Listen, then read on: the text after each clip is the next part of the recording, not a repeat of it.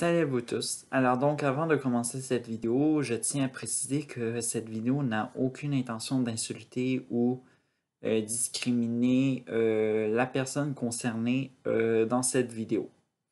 Alors donc bon visionnement et bonne écoute. Alors donc, le 5 juillet, euh, l'actrice Catherine Brunet était l'invitée de l'émission dans la télé sur les ondes de ici Radio-Canada Télé et animée par Catherine Trudeau. Cette émission a pour concept de inviter une personnalité publique et de partager ses meilleurs moments de toute l'histoire de la télévision et tout ça. Vraiment un concept très banal, mais vraiment le passage de l'actrice Catherine Brunet va être presque ne va pas passer inaperçu car elle va elle va faire une déclaration choquante et provocante. Je m'explique. Alors donc, parmi ces archives qu'elle a sélectionnées, se retrouvait parmi elles la fameuse élection de Pauline Marois et tout ça au poste de première ministre du Québec et tout ça. C'était la première fois dans l'histoire en 2012 que une femme était élue première ministre du Québec.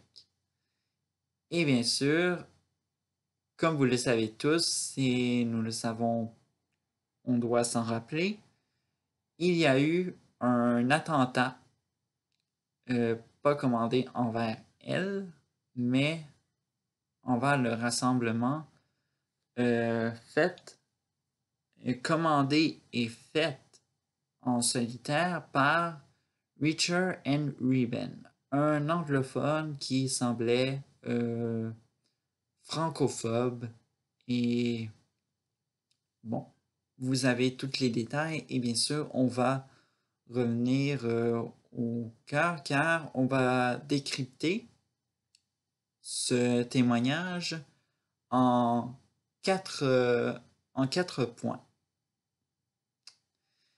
On y va avec le premier point. Alors donc, la tentative de refoulement d'émotions. C'est ça. Suite à la diffusion de l'extrait en question, Catherine Brunet va être dans un, dans un torrent, disons-le, d'une tempête d'émotions et tout ça. Et elle va minimiser, excusez-moi, faire pour faire la victime. Et bien sûr, c'est ce qu'a parfaitement tenté, même si elle a voulu sortir sa virilité, faire la dure à cuire et tout ça. Et malheureusement, dans sa voix, malheureusement, ça se sentait qu'elle jouait la victime potentiellement. Et vous allez comprendre pourquoi. Vous allez comprendre à la fin, au 4e point, pourquoi elle est dans cet état de, de minimiser le sentiment d'être une victime et se montrer de manière forte, mais qui dans sa voix paraît plutôt, plutôt paniquant et ses états. Le deuxième point, c'est le snobage de politiciennes qui ont été assassinées dans l'histoire et tout ça.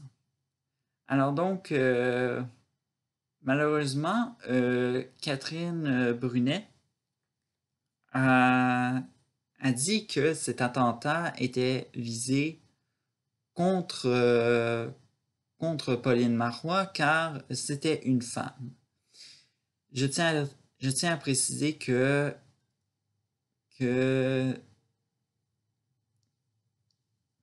l'actrice en question a commis un énormément gros manque de respect,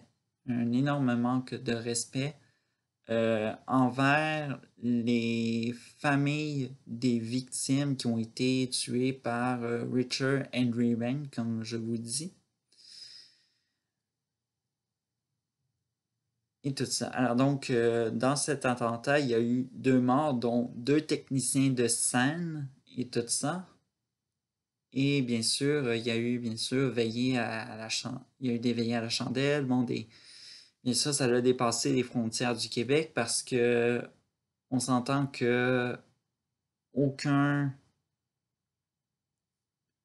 événement on ne mérite aucun événement de même lorsque on est élu à un poste comme celui de premier ministre. À ce point-là.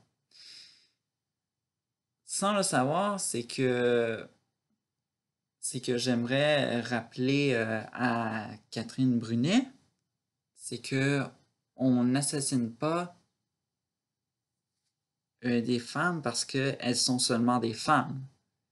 Il y a des raisons pour qu'on les assassine et bon, Richard Henry Wayne, lui, c'est que Pauline Marois, de ses convictions de souverainiste, bien sûr, on va dire pro-loi 101 et tout ça, bon, pour la langue française. Bien sûr, cet homme se sentait menacé et bien sûr, je ne dis pas qu'il avait raison d'aller perpétrer un attentat au métropoliste au moment de son élection et tout ça. Il y a au moins 2 exemples et tout ça. Alors donc, je ne sais pas si elle connaît son histoire et tout ça, mais néanmoins, ça vaut le tour. Tout ça. Alors donc, 2 exemples.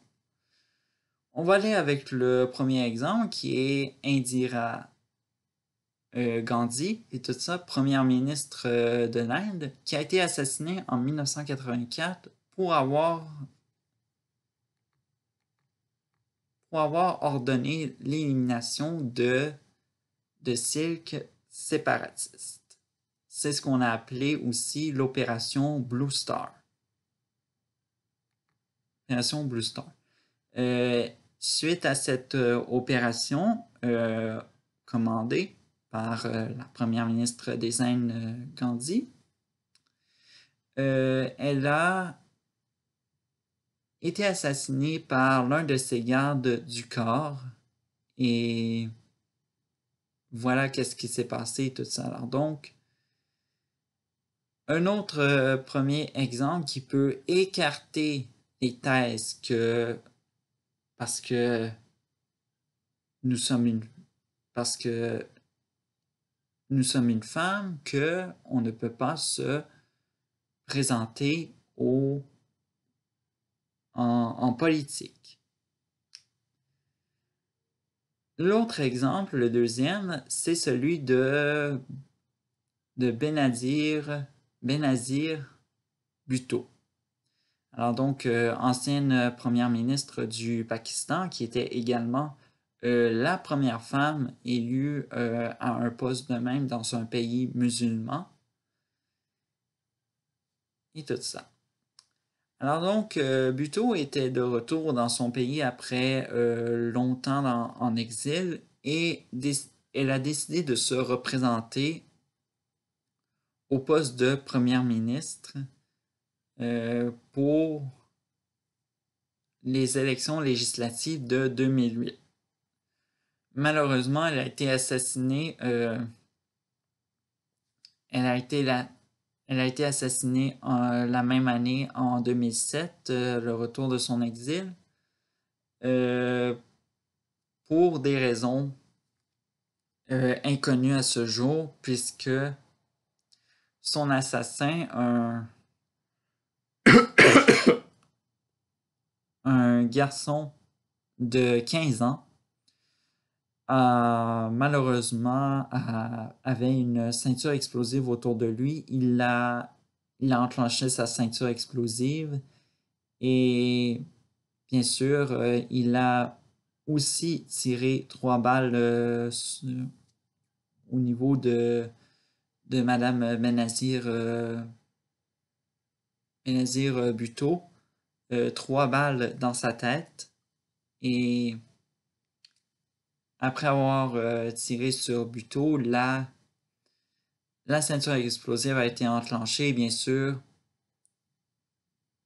beaucoup de... Donc, vous voyez des causes vraiment, vraiment inconnues à ce jour et vraiment on ne connaîtra jamais ce qui s'est passé dans l'assassinat de Benazir Bhutto. Tout ça. Alors donc, ces 2 exemples prouvent que les attentats, ou je veux dire les assassinats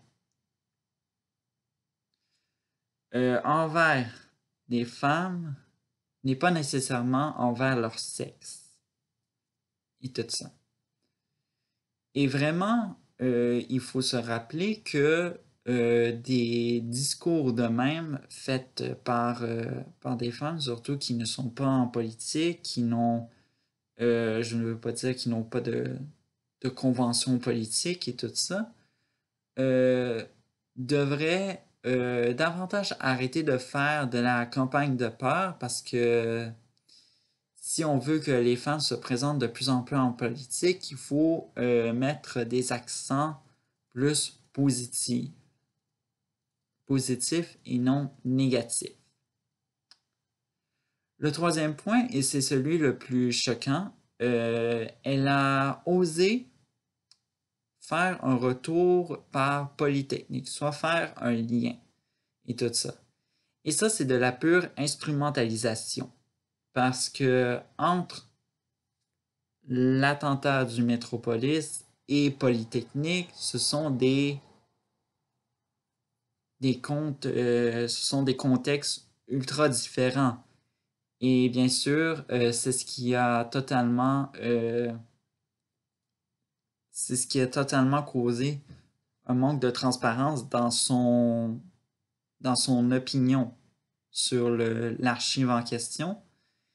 Et bien sûr, il ne s'agit pas d'un féminicide comme ça s'est passé à Polytechnique. Bien sûr, on se rappelle, l'école Polytechnique 1989, 14 ou en tout cas dans la dizaine de femmes sont mortes d'un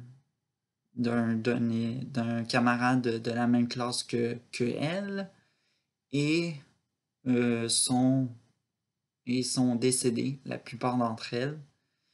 Et vraiment, c'est très triste. Et vraiment, c'est très triste aussi de instrumentaliser cette tuerie dans laquelle qu'il n'y a aucun lien et qui fait totalement sortir du contexte et un manque de transparence. Le quatrième point, et ça a été la fin, ça a été, je pense, la fin de sa conclusion et tout ça. Elle a des engagements flous et tout ça. Alors donc, si l'archive a renforcé ses convictions politiques et féministes, je me demande réellement si elle a qu'est-ce qu'elle a comme convention politique parce que réellement, elle n'évoque pas réellement de la politique dans ses activités. On la voit pas réellement disons-le, être marraine pour des causes ou quoi que ce soit. Mais il faut, si elle dit avoir des conventions politiques et tout ça, qu'elle les présente, ou sinon, petit défi à Madame Brunet, pourquoi pas faire un essai, hein? Ayant pour le titre les attentats du Métropolis ont fait de moi une féministe. Bref. Alors donc, comme vous l'avez constaté, dans tout ce que j'ai dans tout ce que j'ai dans tout ce que j'ai mentionné et ce qui s'ensuit, j'ai fait totalement lien avec féministe et désinformation. C'est très dommage de voir que ici Radio-Canada Télé a laissé une personnalité publique diffuser de la désinformation, surtout qu'on est dans une ère actuellement où l'actualité est pour la plupart, on est à la chasse à la désinformation et tout ce truc-là, que ça ne permet pas à un diffuseur public de permettre à une personnalité publique de non seulement jeter en pâture une personnalité publique à ses propres fins, mais aussi de faire de la désinformation qui pourrait influencer d'autres personnes et ce qui en vient. Alors donc, Catherine Brunet, j'espère que vous allez passer un été tranquille, car peut-être pour la prochaine saison des décrypteurs, on pourrait vous voir et décrypter que vous avez fait de la désinformation. Alors donc, à vous tous qui m'ont regardé et bien sûr, si Catherine Brunet a regardé cette vidéo-là, je vous souhaite une très bonne semaine et bien sûr, à la prochaine vidéo. Ciao!